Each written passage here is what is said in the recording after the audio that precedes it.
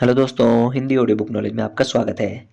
तो बात करते हैं पुस्तक आपके अवचेतन मन की शक्ति से आगे। इस पुस्तक के 16वें अध्याय आपका अवचेतन मन और खुशी, इसके बारे में।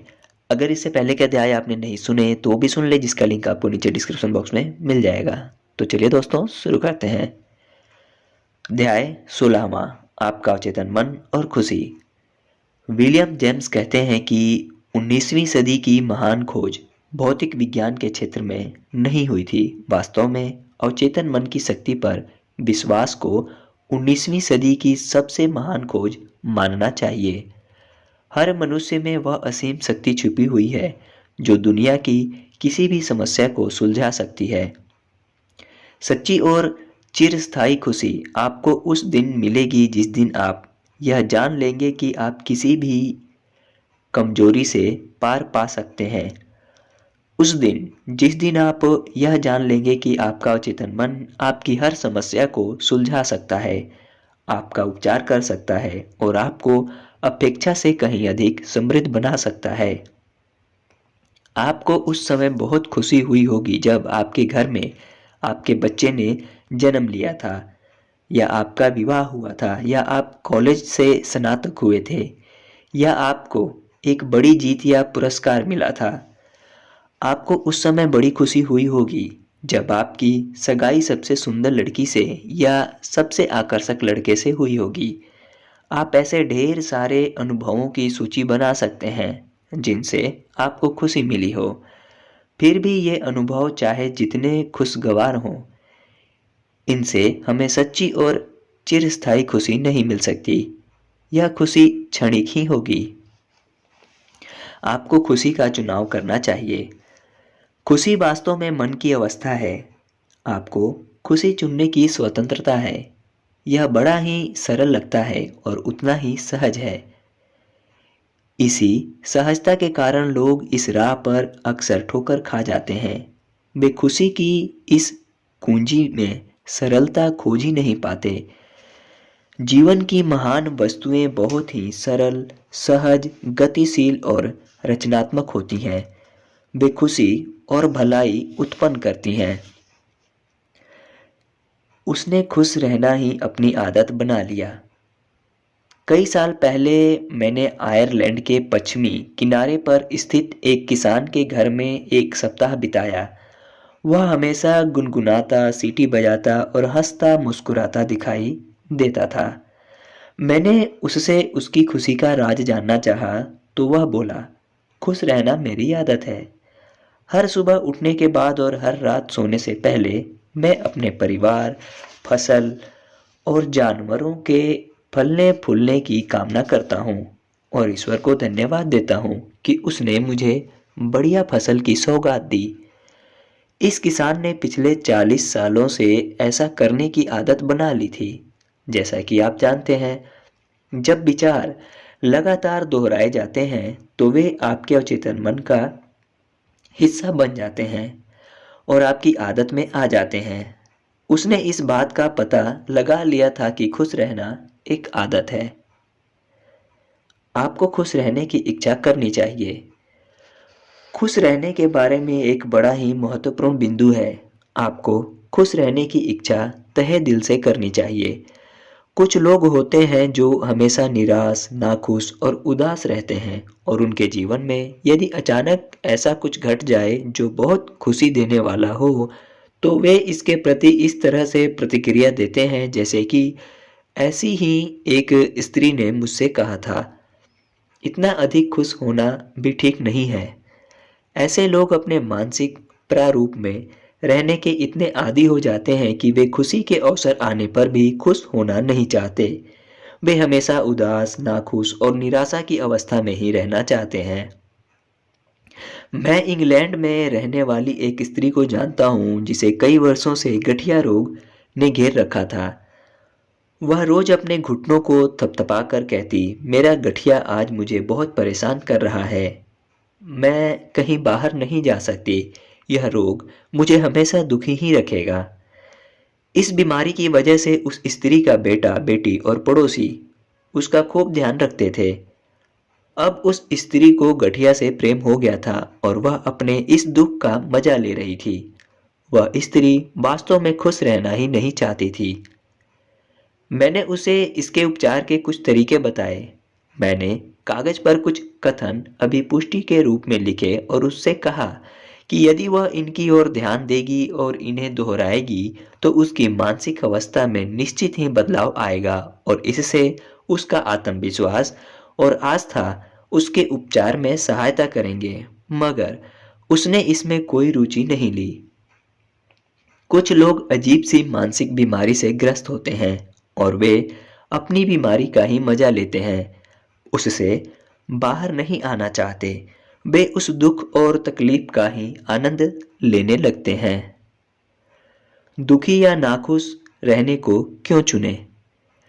कई लोग कुछ विचारों को मन में स्थान देकर नाखुश रहने का चुनाव करते हैं। जैसे, आज का दिन बड़ा ही मनहूस है, आज मेरे साथ सब कुछ गलत होने वाला है, मुझे सफलता नहीं मिलेगी, सभी मेरे खिलाफ हैं, व्यापार की हालत खराब है और यह दिन पर दिन बिगड़ती ही जाएगी और यह दिन पर दिन बिगड़ती ही जाएगी। मुझे हमेशा देर हो जाती है, मुझे कभी छुट्टी नहीं मिलती, वह कर सकता है मगर मैं इसे नहीं कर सकता।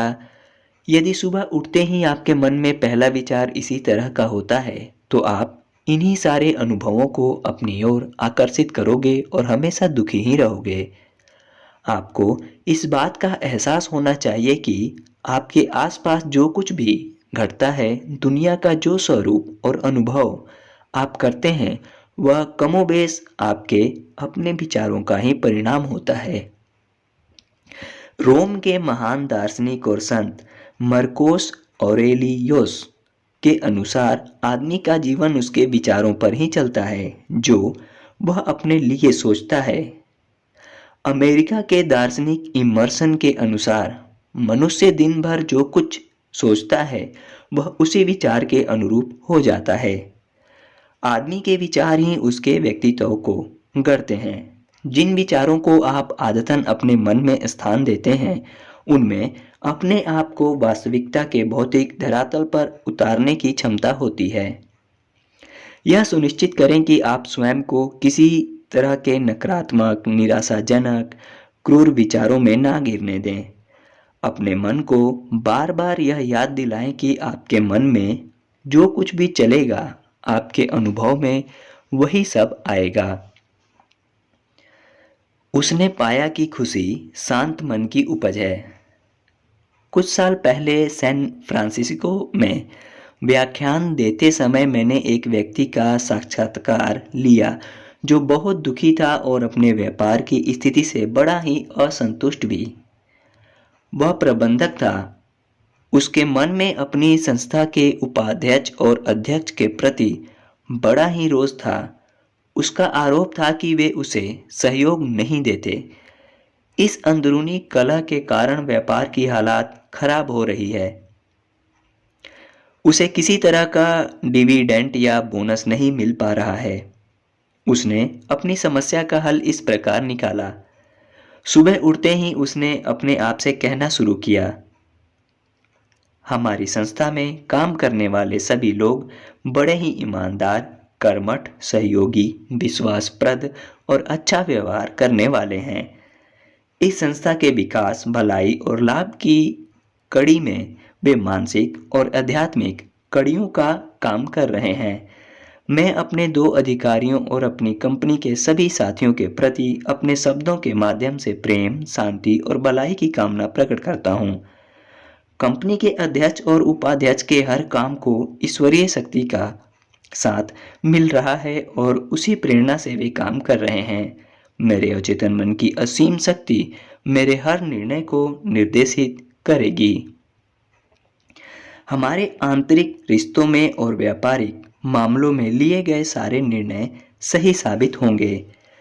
मैं अपने दफ्तर के सभी लोगों के लिए शांति, प्रेम और भलाई का संदेश भेजता हूँ। मेरी कंपनी में मेरे साथ अन्य सभी लोगों के मन में शांति और सामंजस्य की सर्वोच्च सत्ता का राज्य रहेगा। मैं जानता हूँ कि पूर्ण आत्मविश्वास और भरोसे के साथ भरोसे के साथ साथ किस तरह आगे बढ़ना है। इस व्यक्ति ने उपरोक्त अभिपुष्टि को दिन में 3 बार दोहराया और भावनाओं की गहराई में उसे महसूस भी किया। दिन भर में जब भी उसके मन में भयभीत करने वाले या अविश्वास पैदा करने वाले विचार आते थे, तो वह अपने आप से कहता था, शांति, सामंजस्य और संतुलन मेरे मन में हमेशा प्रधान रूप से विद्यमान रहते हैं। जैसे ही उसने अपने मन को अनुशासित करना शुरू किया, उसके मन में हानिकारक विचारों का आना बंद हो गया, जिसके सुखद परिणाम उसे प्राप्त होने लगे। बाद में उसने मुझे लिखा कि 2 सप्ताह तक इस अभिपुष्टि को करते रहने के बाद एक दिन उसकी कंपनी के अध्यक्ष और उपाध्यक्ष ने उसे अपने कक्ष में बुलाया और उसके काम की नए विचारों की तारीफ की और कहा कि उस जैसे व्यक्ति को अपनी कंपनी में प्रबंधक के रूप में पाकर वे सचमुच स्वयं को भाग्यशाली समझते हैं। वह व्यक्ति इस बात को जानकर बहुत प्रसन्न था कि सच्ची खुशी तो उसके अंदर ही छिपी थी। अवरोध या रुकावट वहां नहीं है। कुछ साल पहले मैंने समाचार पत्र में एक आलेख पढ़ा था जिसमें बताया गया था कि एक किसान अपने घोड़े के साथ सड़क पर जा रहा था कि रास्ते में एक ठूंठ बाहर निकला हुआ था। घोड़े का पैर उससे टकराया और घोड़ा अचकचा कर रुक गया। किसान ने उस ठूंठ को उखाड़ा और जमीन को समतल बना दिया। इस घटना को 25 साल हो जाने के बाद भी आज जब वह घोड़ा उस स्थान पर आता है तो आगे बढ़ने में हिचकिचाता है। उसके मन में अब तक उस ठूंठ की स्मृति घर बनाए हुए है। आपके विचारों में या आपकी मानसिक कल्पना में ऐसा कोई भी विचार संचित नहीं है जो आपको प्रसन्न रहने से रोकता हो। क्या डर या चिंता आपको पीछे खींच रहे हैं? डर एक विचार है जो आपके मन में जड़ जमा लेता है। आप उसे उसी क्षण उखाड़ बाहर कर सकते हैं और उसके स्थान पर सफलता, उपलब्धि और विजय की भावना में विश्वास को स्थान दे सकते हैं। सफलता के चरण सारांश। पहला, विलियम जेम्स के अनुसार अवचेतन मन की शक्ति को विश्वास की धारणा से पुष्ट करना, इसे 19वीं सदी की सबसे बड़ी खोज के रूप में माना जा सकता है। दूसरा, आपके अंदर असीमित शक्ति छिपी हुई है।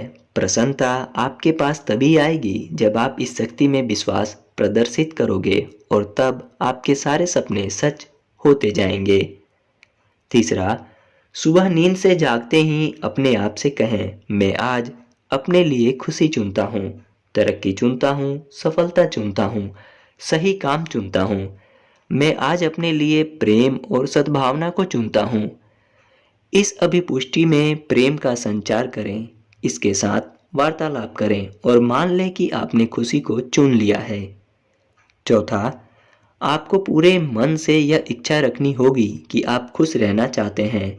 आपकी इच्छा के बिना कुछ भी पूरा नहीं हो सकता। इच्छा वह चाह है जिसके साथ कल्पना और विश्वास के पंख लगे होते हैं। अपनी इच्छा को कल्पना में पूर्ण होता देखें और इस वास्तविकता को महसूस भी करें। आपकी इच्छा वास्तविकता में बदल जाएगी। पांचवा है, यदि आपके मन में लगातार भय, गुस्सा, नफरत और असफलता के भाव विद्यमान रहते हैं तो आप अपने आप को हमेशा नाखुश और निराश ही महसूस करोगे। याद रहे, आपके विचार ही आपके व्यक्तित्व का निर्माण करते हैं। छठा है, संसार के सारे धन से भी खुशी खरीदी नहीं जा सकती। दुनिया के कुछ अरबपति लोग बहुत खुश हैं तो कुछ बड़े अप्रसन्न।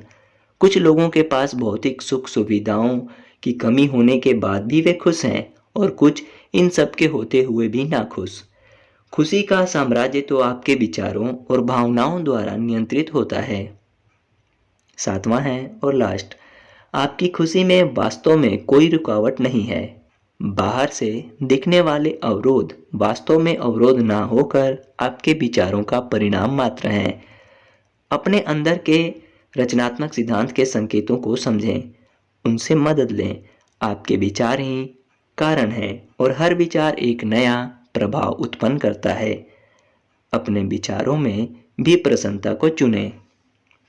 ओके दोस्तों, इसी के साथ ये वीडियो समाप्त होती है। मिलते हैं आपसे किसी अन्य वीडियो में या इसके अगले पार्ट 17वें पार्ट में, जो कि है आपका अचेतन मन और सामंजस्यपूर्ण मानवीय रिश्ते। तब तक के लिए धन्यवाद। ध्यान रखें अपना और अपनों का।